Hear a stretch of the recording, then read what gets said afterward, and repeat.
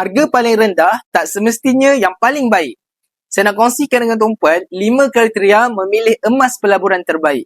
Ilmu ni tuan-puan saya dapat melalui pembacaan buku Wang Emas, Bertahan Ketika Gawat tulisan Tuan Muhammad Zulkifli Syafi'i. 5 kriteria tersebut adalah, pertama, harga yang rendah. Untuk harga rendah ni tuan-puan, kita boleh buat perbandingan di beberapa buah syarikat. Cuma saya nak ingatkan kepada tuan-puan, harga paling rendah tak semestinya yang paling baik. Kita kena kira-kira sikit tuan-puan supaya kita tak mudah ditipu. Kedua, nilai spread yang nipis. Nilai spread ni tuan-puan adalah perbezaan harga jual dengan harga beli balik di sesebuah syarikat.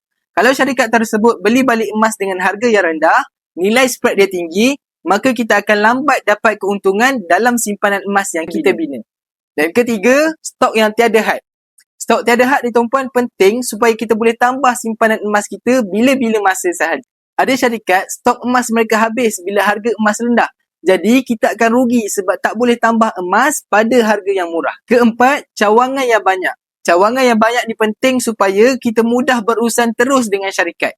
Kalau dengan syarikat Public Gold dah ada lebih 19 buah cawangan di seluruh Malaysia, termasuk 5 kantor di Indonesia. Dan terakhir tuan-puan, jaminan beli balik.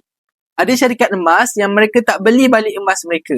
Ada juga yang menetapkan syarat-syarat yang ketat. Tak boleh calar, tak boleh kemik, resit tak boleh hilang untuk jual balik emas. Dengan syarikat Public Gold beri jaminan beli balik. Tak kiralah keadaan emas tersebut selagi emas tersebut tulen. Alhamdulillah, saya pilih syarikat Public Gold sebab saya nampak 5 kriteria ni ada pada syarikat Public Gold. Jadi untuk tuan-puan yang nak saya bantu mulakan simpanan emas dengan syarikat Public Gold, boleh isi beg biru dekat bawah atau rujuk pin video, saya akan bantu tuan-puan dengan sebaik mungkin.